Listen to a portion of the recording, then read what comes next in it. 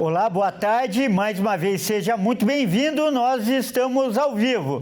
São 15 horas e 30 minutos pontualmente pelo horário de Brasília. Eu sou o Kleber Werneck e a partir de agora você confere comigo as principais notícias nesta edição da tarde do Redação Hit. E olha, nós vamos começar essa edição com um vídeo que está viralizando nas redes sociais e causando muita polêmica. O influenciador, ele comprou uma ambulância em um leilão e saiu com ela pelas ruas, com a sirene ligada para cortar o trânsito. Olha só o que ele fez. Quem vai contar essa história e mostrar também as imagens é o Caio Veríssimo, que está na região central de São Paulo, ao vivo. Boa tarde, Caio. Seja muito bem-vindo. Boa tarde, Kleber. Boa tarde a todos que nos acompanham aqui na Hit TV. Exatamente, nós vamos ver um vídeo já desse acontecimento aí do influencer Vinícius Carvalho. Ele que é muito famoso nas redes sociais por comprar carros de leilão e mostrar para o seu público, ele dirigindo em estradas, enfim, mostrando a prática, né, dirigindo com esses carros que ele compra em leilão. E olha, hoje ele deu um jeito de tentar ali fugir do trânsito de uma forma muito perigosa. Ele comprou uma ambulância, ligou a sirene e saiu dirigindo aí de uma forma muito arriscada. Vamos só dar uma olhada nesse vídeo. Pega trânsito quem quer, pai. Aí, ó, pega trânsito quem aqui quer. vendendo barato, subentinho, ninguém quer pra não pegar trânsito. Olha lá, Você que mora em Calcaia, Cotia, Antônia Viana, qualquer lugar desses lugares que você tá decidido aqui, meu amigo, esse carro é o melhor investimento da sua vida. Ei, filha da mãe, ó. A tropa, pai. E olha só, Kleber, essa forma de dirigir dele muito perigosa. Ele alegou que quando ele comprou a ambulância, ele recebeu juntamente com a chave do carro o direito, a permissão de poder ligar a sirene e dirigir da forma que ele dirigiu. Mas a gente conversou com uma especialista em trânsito e ela contou pra gente os detalhes dessa direção perigosa, se pode ou não. Vamos dar uma ouvida. O Código de Trânsito de Brasileiro determina que somente veículos de socorro e salvamento, ambulâncias, bombeiros e polícia, têm o direito de usar os equipamentos sonoros e de iluminação. O fato do veículo ter sido comprado num leilão não autoriza o uso para passeio. Ele está cometendo infração do Código de Trânsito Brasileiro. Essa infração é grave, 7 pontos de multa e mais o valor de R$ 195. Em persistindo, esse veículo pode ser apreendido e levado à sua remoção, e somente após a regularização do veículo e da documentação, não sendo mais como ambulância, é que ele volta a ser utilizado nas vias públicas. Kleber, então fica aí, né? Ela está aí mostrando, conversou com a gente, deixou claramente as informações de que é proibido qualquer pessoa pegar um carro desse, ligar a sirene e dirigir dessa forma. É proibido, nem mesmo os policiais podem dirigir se eles não estiverem em um momento de urgência. Então ficou aí esse vídeo. Muito provavelmente esse rapaz vai ser autuado, vai receber aí os pontos na carteira, vai ter que pagar a multa, e que as pessoas que estão assistindo não façam isso de forma alguma, porque é contra a lei. É isso, Kleber, eu volto com você aí no estúdio. Tá certo, Caio. Muito obrigado aí por essa ótima participação. Vamos mudar de assunto agora para falar que a Polícia Civil do Rio de Janeiro informou que todos os mortos na mega operação eram homens, não havia nenhuma mulher. Então, o que leva a gente a concluir que a Japinha do Comando Vermelho, que ficou famosa nesses dias, não morreu nessa operação. Vamos ver os detalhes agora com o Anderson Nascimento.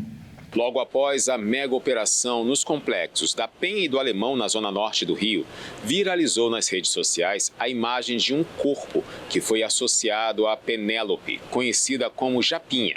Na última terça-feira, a Polícia Civil negou a informação. Segundo a polícia, nenhum corpo feminino foi encontrado. A imagem compartilhada era do corpo de Ricardo Aquino dos Santos, de 22 anos, natural da Bahia. O homem tinha histórico criminal no próprio estado natal Natal e 2 mandados de prisão ativos. As investigações mostram que Penélope é conhecida pelos apelidos Japinha e Musa do Crime. Ela é uma figura de confiança dos chefes de facções locais e atua na proteção de rotas de fuga e na defesa de pontos estratégicos de vendas de drogas. Japinha ganhou notoriedade nas redes sociais, onde publica fotos ostentando armas e vestindo roupas militares. As imagens circulam amplamente e ajudam a consolidar a fama, associada à estética de poder e glamour dentro da estrutura da facção. Olha, e essa mega operação no Rio de Janeiro continua repercutindo bastante. E para falar mais sobre esse assunto, nós vamos conversar agora com uma convidada que está vivendo esse drama de perto. Olha só, nossa convidada é a Tauan Brito, ela que é confeiteira e mãe do Wellington de Brito, um rapaz que infelizmente, um rapaz de 20 anos que foi morto durante a operação no Rio. Boa tarde, Tauan, seja muito bem-vinda. Primeiro, obrigado por aceitar o nosso convite. Boa tarde, eu quero essa oportunidade Tauan, poder estar aqui. Correto. Então, primeiro eu queria fazer um registro, que nós respeitamos muito a sua dor de mãe, independente das questões policiais que envolvem essa história. E uma das frases que eu li sua e me chamou muito a atenção é que eu não criei meu filho para ser bandido. Por isso eu peço que você conte, então, para as pessoas que não conhecem um pouco da história do Wellington, por favor. O Wellington ele foi criado por uma mãe solteira, trabalhadora, confeiteira, mas que lutou muito para criar o Wellington, dar dentro das minhas possibilidades, o que estava ao meu alcance para ele. E, infelizmente, o Wellington, no meio do caminho, se perdeu. Correto. Você fala se perdeu. Eu acho que o seu testemunho é muito importante para outras mães, que podem estar vivendo a mesma coisa e você pode passar uma mensagem importante para elas. Em que momento você acha que ele se perdeu? Você, como mãe, claro, deve ter tentado reverter a situação. Queria que você contasse essa parte da história para a gente. Sim. Como mãe, a gente tenta de todas as formas. Quando o Wellington começou a dar trabalho, o Wellington estava com 15 para 16 anos. Foi quando o Wellington começou a querer fugir para ir para baile, frequentar essas coisas, E a primeira coisa que a gente faz, a gente acha que se bater adianta, botar de castigo. Só que vai chegando uma fase da adolescência que é muito difícil, E eu com uma filha pequena, sozinha, e acabei meio que não consegui, fazer que a cabeça do meu filho mudasse, que ele pensasse em outra coisa diferente, E quando foi que você soube, infelizmente, da morte dele e você foi até o matagal, onde a maioria dos corpos foi encontrada? Sim. Quando a polícia foi embora, já era 8 horas da noite. E foi o momento que eu entrei pro mato para começar a procurar o meu filho. E eu achei o Wellington, já era 1 e pouca da manhã. E como foi aquele momento? Foi o pior momento da minha vida, porque a gente entrou dentro do mato com um celular, com a lanterna de um celular, olhando corpo por corpo. A esperança era de poder encontrar o Wellington, talvez ferido, machucado, mas com vida. É muito difícil para uma mãe, você, além de já estar com a sua esperança bem pouca, você tem que passar por essa situação. E como a minha mente está assim, eu tenho certeza que todas essas outras 100 e poucas mães também que viram seu filho daquela forma, também estão abaladas, sabe? E assim, é uma comunidade que pede ajuda, porque o que a gente presenciou aquela cena de copos pela praça e as pessoas estampando, procurando seus familiares, isso ali é cena de guerra. Isso ali, familiar nenhum merecia passar por uma situação dessa. E qual era o envolvimento do Wellington com o tráfico? Ele chegava a relatar o dia dele, como era o dia a dia, enfim, a rotina dele, para você, ou você desconhecia? O Wellington saía todo dia de madrugada e voltava de tarde. Então, eu sempre falei para o meu filho assim, eu não quero saber detalhes, não me interessa, porque não foi isso que eu te ensinei, né? E eu sempre disse bem claro pro Wellington, né? O dia que acontecer qualquer coisa com você, o seu sangue eu não vou carregar, porque eu não compactuo com as coisas que você faz. Eu não sou a favor das suas escolhas, mas eu sou a sua mãe. Você vai contar comigo para sempre, em todos os momentos. Se meu filho precisasse de mim, ele poderia contar comigo. Mas eu não era a favor do que ele fazia.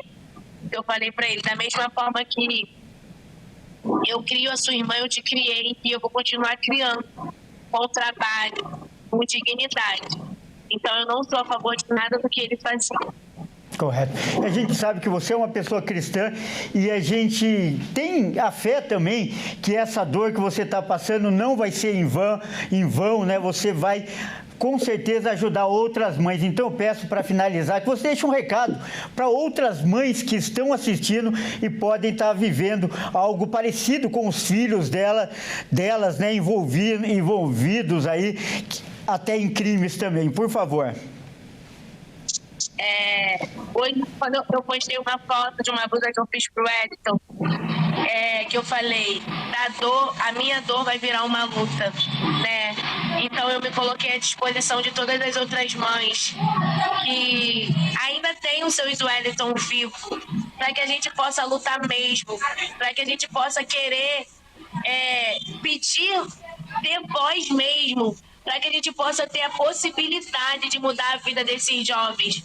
Porque enquanto tem vida, ainda tem esperança de mudança de vida, né? Depois que morre, que acaba. O meu Wellington, a minha guerra acabou. Mas eu tenho para mim que se eu conseguir mudar a vida de um desses meninos, se eu conseguir ajudar a mudar de vida, já tá valendo, sabe? A morte do meu filho já não foi em vão. O meu grito de socorro, ele conseguiu ser ouvido e vai ser recompensador eu poder ter uma vida de um desses jovens mudada. Correto. Nós acabamos de conversar com a Tauan Brito, ela que é a mãe, né, de um dos jovens que morreu na mega operação do Rio de Janeiro. Quero agradecer muitíssimo a sua participação e dizer que nós também estamos orando para que Deus conforte o seu coração. Amém. Obrigada pela oportunidade, tá? Pelo espaço. Muito obrigada por dar voz a uma mãe negra, favelada, empreendedora, guerreira. Muito obrigada mesmo. Grande abraço. Vamos mudar de assunto agora para fazer então o nosso giro de repórteres pelo país e saber o que é notícia nesta quarta-feira. E olha só, nós vamos continuar, né, com notícias do Rio de Janeiro. Isso porque uma mulher, ela foi morta a tiros enquanto passeava com uma criança em um carrinho. Vamos ver novamente com o Anderson Nascimento, que vai voltar aqui para falar esse assunto. Uma mulher foi assassinada a tiros em Sepetiba, na zona oeste do Rio de Janeiro, na manhã da última terça-feira. Laís Pereira, de 24 anos, foi morta na Travessa Vitória. A vítima foi atingida enquanto passeava com um filho de 2 anos em um carrinho na região. A delegacia de homicídios foi acionada e já iniciou diligências para identificar a autoria do crime. Além do filho de 2 anos, Laís também tinha uma filha de 4 anos de idade. A perícia era aguardada no local até às 12h35 da tarde. A polícia ainda não sabe a motivação do crime. E olha só, a partir de hoje a pesca está proibida no Pantanal e o motivo é o início da piracema, que é a época de reprodução dos peixes. Quem não respeitar pode ser multado. Vamos ver os detalhes com o Wellington Pael. O período da Piracema iniciou oficialmente em Mato Grosso do Sul. A pesca está proibida para garantir a reprodução dos peixes nos rios do estado. Neste ano, o defeso começou no dia 1º de novembro, no Rio Paraná, e passou a valer aos demais rios nesta quarta-feira. A restrição segue até fevereiro do ano que vem. Em algumas regiões do Brasil, esse período de defeso já estava em vigor desde 1º de outubro. A pesca durante o período reprodutivo representa sérios riscos à manutenção das espécies nativas, podendo, inclusive, comprometer tanto a economia pesqueira quanto a de subsistência das populações ribeirinhas. A piracema é um fenômeno da migração dos peixes, quando os cardumes sobem os rios em direção às cabeceiras para desovar e garantir a reprodução. Enquanto isso, o defeso é o período em que as espécies estão protegidas por lei, ou seja, a pesca é regulamentada por regiões. Durante o último período de defeso, aqui em Mato Grosso do Sul, as equipes de fiscalização lavraram 83 autos de infração e efetuaram 18 prisões em flagrante, além de quase R$140 mil em multas aplicadas. A operação também resultou na apreensão de pescado, de embarcações, motores de polpa, além de redes de arrasto e anzóis de galho, materiais que são proibidos durante a piracema. Esses números servem de alerta para que pescadores e a população em geral respeitem as regras de defeso, contribuindo para a sustentabilidade da pesca e a preservação das espécies em Mato Grosso do Sul. É permitida a pesca de subsistência, praticada por famílias ribeirinhas que dependem do peixe para sua sobrevivência. Mas, mesmo assim, somente está autorizado retirar do rio o necessário para a alimentação diária, respeitando as medidas e sem permissão para a estocagem. E olha só, no litoral do Rio Grande do Sul, as dunas de areia estão cobrindo casas e até o acesso às cidades. Vamos ver os detalhes agora com o Guilherme Souza. Segundo a prefeitura, o problema é causado principalmente pelo vento nordestão, que empurra a areia das dunas para dentro da cidade. O município afirma que equipes trabalham de forma constante para manter os acessos livres e que existe um plano de manejo com uso de cobertura morta, como cascas de árvores, além de pequenas cercas de contenção. Mas, em alguns trechos, as medidas não têm sido suficientes. Especialistas alertam que o acúmulo de areia está relacionado à falta de vegetação que ajuda a fixar as dunas e, sem essa barreira natural, o vento continua avançando sobre as passagens, atingindo até ruas e casas próximas. A Fundação Estadual de Proteção Ambiental, a FEPAM, lembra que as áreas de dunas são consideradas áreas de preservação permanente e qualquer tipo de obra, remoção de areia ou instalação de barreiras precisa de autorização ambiental. Ainda conforme a FEPAM, essas intervenções só podem ocorrer se estiverem previstas em um plano de manejo de dunas, que deve ser elaborado pelo município e submetido à análise técnica da Fundação. O objetivo é garantir o equilíbrio entre o acesso à praia e a preservação da faixa de areia, que, apesar dos transtornos, é uma importante barreira natural contra a erosão. 1 em cada 7 brasileiros sofre com a síndrome do intestino irritável. Quem vai explicar melhor esse problema é a Bárbara Benício. A síndrome do intestino irritável afeta a vida de 1 a cada 7 brasileiros. É uma doença crônica que afeta o funcionamento do intestino e causa diversos sintomas gastrointestinais. A qualidade de vida de pelo menos 15% dos brasileiros é afetada por essa doença. O intestino contrai dependendo de alguns estímulos e quando há uma mudança nesse movimento e na sensibilidade dele, a síndrome aparece. Mas o que causa essa mudança? Intolerâncias alimentares, estresse, alterações hormonais e infecções são alguns exemplos de motivos para as crises. O diagnóstico é clínico, feito por exames de sangue ou avaliando os sintomas do paciente. Em alguns casos, junto da descoberta da síndrome do intestino irritável, também são investigadas outras doenças. É importante ficar em alerta para os principais sintomas: dor abdominal, diarreia, intestino preso, enjoos e inchaço. O tratamento serve para melhorar a qualidade de vida do paciente. Então, mudança na dieta, terapia para controlar as emoções, medicamentos e atividade física é o começo para aliviar o desconforto que a síndrome do intestino irritável causa. E agora é hora de falar de esportes aqui no Redação Hit. E quem traz as informações é o Bruno Buenos. Por favor, Bruno, entre em nosso estúdio. Seja bem-vindo, Bruno. Bruno, vamos começar falando de Campeonato Brasileiro. Afinal, hoje tem uma rodada importante, né? E nós temos, inclusive, um clássico carioca. Conta pra gente. Exatamente, Kleber. Uma boa tarde a você e também a todos que nos assistem. Botafogo e Vasco se enfrentam nesta noite no Newton Santos. As duas equipes miram a Libertadores do ano que vem e, para isso, precisam voltar a vencer no Brasileirão. Botafogo e Vasco duelam pela 32ª rodada do Brasileirão, às 19h30, no estádio Newton Santos, Casa do Fogão. Na última rodada do campeonato, o Botafogo empatou sem gols com o Mirassol, jogando no interior paulista. Com esse ponto conquistado fora de casa, o alvinegro ultrapassou o Fluminense na tabela e voltou ao G6. Já o Vasco vem de derrota dentro de casa para o São Paulo por 2-0. A equipe de Fernando Diniz empilhou chances, mas não conseguiu ser eficiente e viu mais uma chance de se aproximar do G6 passar. Para essa partida, David Ancelotti terá o retorno de Savarino e Joaquim Correa, que desfalcaram o Fogão na última partida. Do outro lado, Fernando Diniz terá desfalques importantes. O lateral direito, Paulo Henrique, e Nuno Moreira irão cumprir suspensão por conta do terceiro cartão amarelo e não jogam o clássico carioca desta noite. E hoje, como eu disse, né, nós temos mais jogos aí, jogos importantes. Um deles também é entre equipes paulistas. Com certeza, Kleber.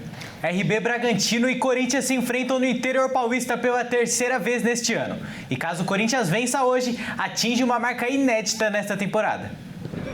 Nesta quarta, o estádio Cícero de Souza Marques recebe a partida entre RB Bragantino e Corinthians às 19 horas. Na última rodada do Campeonato Brasileiro, o técnico Wagner Mancini fez sua estreia com o pé esquerdo no comando do Massa Bruta. A equipe do interior paulista foi derrotada de virada, jogando na Fonte Nova contra o Bahia e caiu 2 posições na tabela, ficando de fora dos campeonatos sul-americanos do ano que vem. Agora liga o alerta para a zona de rebaixamento. Apenas 5 pontos o separa do Vitória, primeiro time do Z4. Já o Corinthians chega embalado após vencer sua terceira partida seguida. E em caso de vitória hoje contra o Massa Bruta, pode atingir uma marca inédita na temporada: vencer 4 partidas seguidas. O Timão bateu o Grêmio na última rodada por 2-0, jogando na Neoquímica Arena. Esta será a terceira e última vez que os times se enfrentarão na temporada. No Campeonato Paulista, o Corinthians venceu por 2-1, jogando no interior paulista. Já no primeiro turno do Campeonato Brasileiro, o Bragantino bateu o Timão por 2-1 também, jogando na Neoquímica Arena. E além desses 2 jogos, né, reunindo cariocas e paulistas, temos outros jogos nessa rodada. Isso mesmo, Kleber. Vamos dar uma olhada na tabela dos confrontos. A rodada começa às 19 horas com o RB Bragantino recebendo o Corinthians no estádio Cícero de Souza Marques, em Bragança Paulista. No mesmo horário, o Vitória encara o Internacional, no estádio do Barradão, em Salvador. E ainda às 19 horas, o Sport encara o Juventude na Ilha do Retiro, em Recife. Um pouco mais tarde, às 19h30, um clássico carioca, como a gente já disse. Botafogo e Vasco se enfrentam no estádio Newton Santos, no Rio de Janeiro. Às 20 horas, o Atlético Mineiro encara o Bahia, na Arena MRV, em Belo Horizonte. No mesmo horário em que o Grêmio encara o Cruzeiro na Arena do Grêmio, em Porto Alegre. E fechando a rodada de hoje, um grande jogo. São Paulo e Flamengo se enfrentam na Vila Belmiro, em Santos. Bom, muito jogo bom hoje, né, Kleber? Com certeza nós vamos ficar de olho e o parâmetro também a gente traz no jornal das 18h30. Tá certo, então muito obrigado pelas informações, Bruno, e até mais. Até mais, Kleber. Olha só, agora nós vamos falar ao vivo com Alexandre Cardoso. Ele está no Museu Catavento, aqui em São Paulo, onde começou a exposição O Universo dos Astronautas. Olha que legal. Boa tarde, Ale. Conta pra gente aí mais detalhes. Boa tarde, Kleber. Boa tarde a todos. E olha só, Kleber, o museu, pela primeira vez no Brasil, o Museu Catavento traz a exposição Universo dos Astronautas, que começou nessa segunda-feira. E a exposição, ela traz diversos itens exclusivos cedidos pela NASA e pelo Museu Americano Cosmos. E aqui do meu lado, nós temos o Diego Pimentel, que é educador aqui do museu, e ele vai contar um pouquinho pra gente como que é essa exposição tão incrível aqui do museu. Boa tarde, Diego. Pode me contar um pouquinho pra gente como que é essa exposição? Boa tarde a todos. É uma exposição muito interessante, que ela consegue contemplar bastante coisa assim da corrida espacial, desde da Guerra Fria, de como foi da cadeira laica, por exemplo, o macaquinho Han, que é muito famoso também, até a chegada do Neil Armstrong junto com o Buzz Aldrin na Lua, que foi na Apollo 11, um dos grandes momentos da história da humanidade. E também um pouco depois, que eu acho interessante é disso, porque a gente trabalha tanto o passado, como foi a construção para chegar até a Lua, um pouco do presente atualmente, como é feito esse tipo de trabalhos e estudos na ISS, aqui fora da Terra, e também o futuro, como vai ser o futuro, pensando o que pode vir também em relação à corrida espacial atual, o que a gente pode atingir, além daquilo que a gente já chegou, pensando do espaço também, que eu acho bem interessante. E para mim, uma das coisas que são mais interessantes para o público e para a galera que vai poder ver aqui a exposição é as coisas estão mostradas assim, né? Tem a roupa do Charles Duke, que é o 10º ser humano a pisar na Lua, que é muito interessante, é uma roupa original que ele usou no treinamento para conseguir chegar lá. Aí vão ter várias fotos tiradas nas missões da Apollo também, que é muito interessante da galera poder ver. A maneira que eles faziam higiene, que é muito interessante, pouca gente sabe como é também, porque imagina, dá pra gente imaginar a cabeça de uma criança, por exemplo, pensando em ser um astronauta, como é a higiene de um astronauta, como que eles comem, como eles vivem lá dentro também. Então tudo isso a gente consegue abordar aqui e é bem legal para a galera conseguir ver e sentir um pouco do que é em si ser um astronauta, que às vezes fica muito distante dos nossos pensamentos assim, porque é algo muito mais pensado de maneira de fora, porque nós temos apenas um astronauta, mas é legal ter acesso, poder ver, poder sentir e saber que existe essa possibilidade também, como é a vivência disso, que eu acho muito importante para atingir o máximo de pessoas, assim, que eu acho bem legal. Muito bem, Diego. Aqui a gente viu muitas crianças passando, né, com muitas excursões.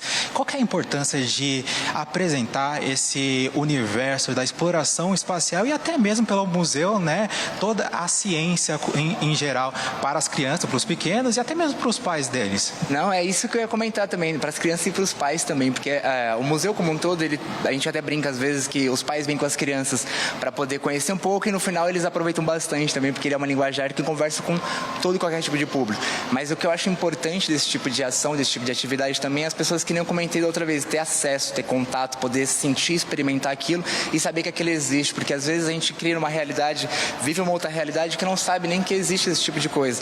Então é muito importante nós, como brasileiros, poder trabalhar com isso, trazer isso aqui à tona. Como eu falei, nós temos o Marcos Pontes, que é nosso único astronauta, mas por que a gente não consegue mostrar isso para mais pessoas, para que possamos ter outros astronautas também, pensando desde de pequenininho até conseguir chegar a um ponto de ser um astronauta. A gente sabe que é muito difícil, a gente sabe que é uma grande guerra, mas a ciência está aí para isso, para a gente poder estudar, poder desenvolver e conseguir trabalhar com esse tipo de coisa também, né? Então acho que, ao meu ver, o que é mais importante é poder dar acesso a essas pessoas poderem ter contato e poder ver que existe isso e quem sabe até criar uma sementinha na cabeça dessas crianças para no futuro elas serem os futuros astronautas também, né? Acho que esse é o que vale, não só a exposição do astronauta, mas como o museu como um todo, ter acesso à ciência, mostrar a ciência e mostrar que isso existe e é possível também, né? Acho que esse é o grande chance que tem o museu e a exposição vai trazer muito mais ainda, né?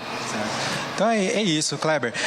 A exposição, ela fica disponível até o dia 1º de fevereiro, até o ano que vem.